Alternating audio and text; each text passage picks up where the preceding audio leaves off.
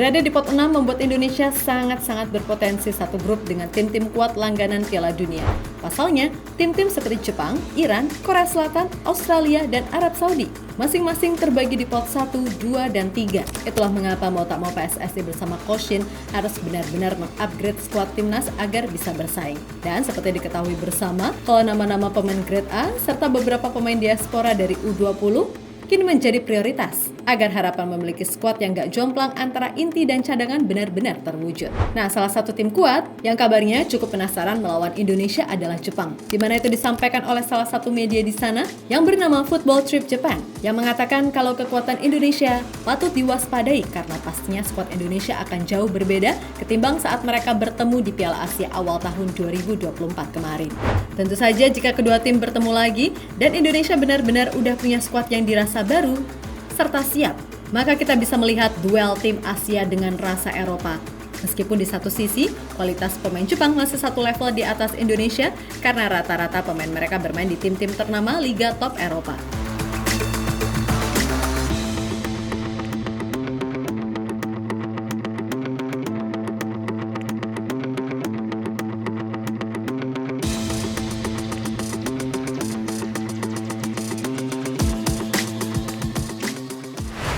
Harus diakui kalau Jepang masih menjadi salah satu kekuatan besar di sepak bola Asia. Hal itu lantaran perkembangan sepak bola di sana yang benar-benar maju. Gak usah ngomongin liga profesionalnya dulu. Lawang setingkat universitas aja, level sepak bolanya udah benar-benar bagus. Terbukti di ajang-ajang seperti Asian Games misalnya. Jepang mengirim tim yang banyak diisi pemain dari universitas. Itu pun mereka masih bisa menembus final, kendati harus kalah dari Korea Selatan dengan skor 2-1. Sesuatu yang membuktikan jika pembinaan sepak bola di Jepang ini benar-benar luar biasa.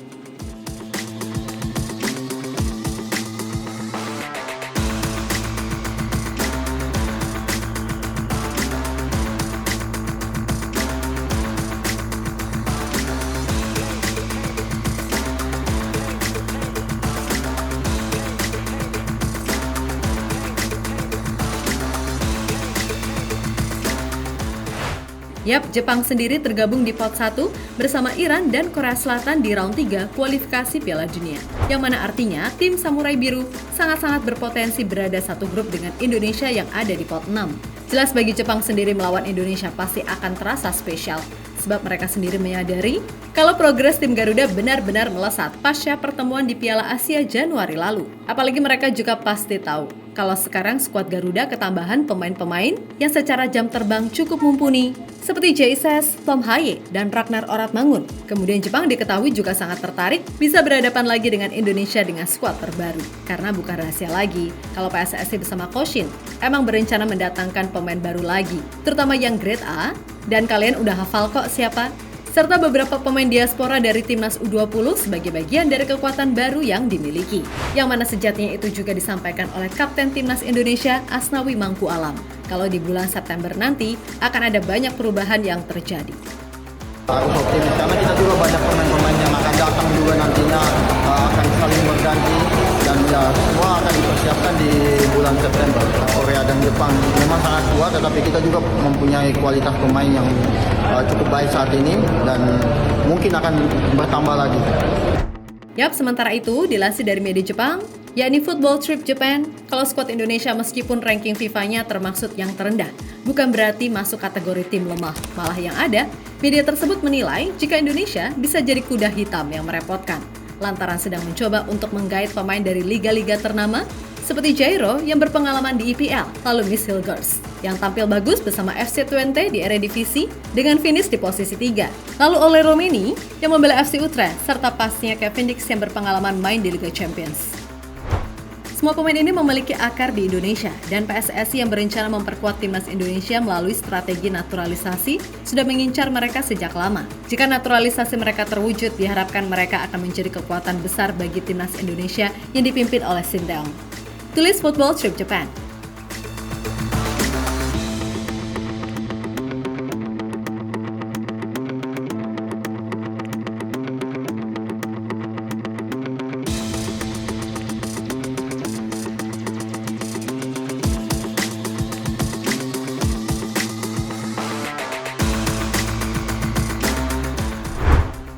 Ya, berkaca dari situasi yang ada, jelas apabila nantinya Indonesia kembali bertemu Jepang, maka akan jadi pertemuan yang bagus. Karena nantinya kita akan melihat duel tim Asia rasa Eropa. Meskipun di satu sisi, harus diakui kalau pemain abroad Jepang masih satu level di atas pemain diaspora Indonesia.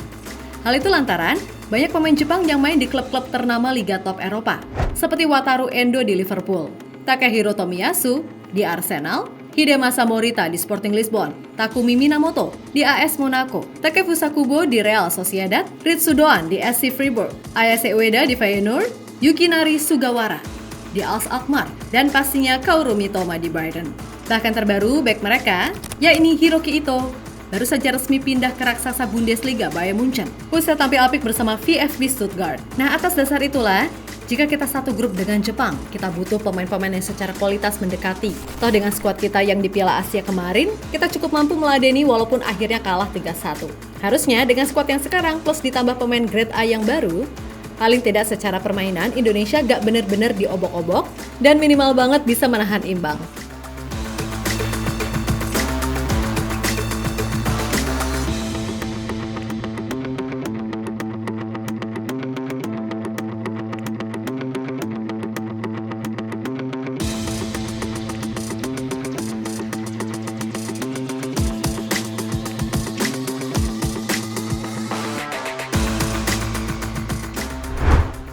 Ya, pada akhirnya kita semua hanya bisa berharap apapun grupnya dan siapapun lawannya, yang terpenting skuad timnas Indonesia benar-benar harus siap. Dan seperti yang dikatakan oleh Tom Haye, kalau Indonesia tetap punya kualitas untuk bersaing di round 3. Maka dari itu, ia yakin semua punggawa timnas nggak akan gentar melawan siapapun.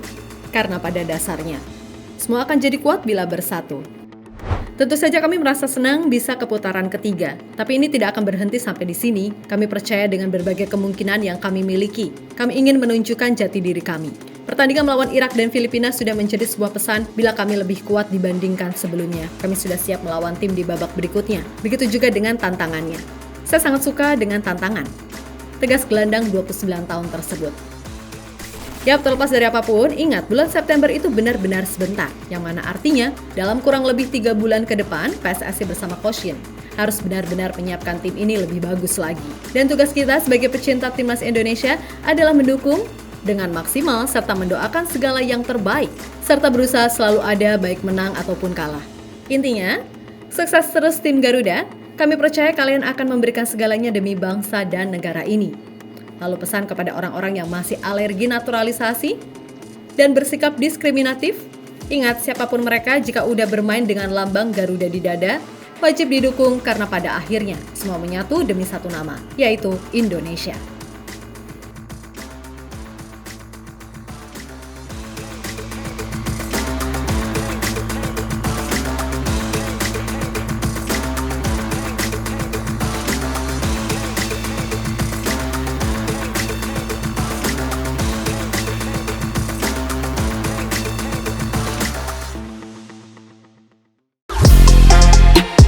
Halo, izin iklan sebentar ya guys. Jadikan ruangmu bernuansa timnas. Temukan beragam poster dinding, sepak bola dan timnas dengan desain menawan, kualitas premium dan harga yang tidak akan menguras kantong. Segera klik link Shopee di deskripsi video ini dan dukung timnas dengan sepenuh hati.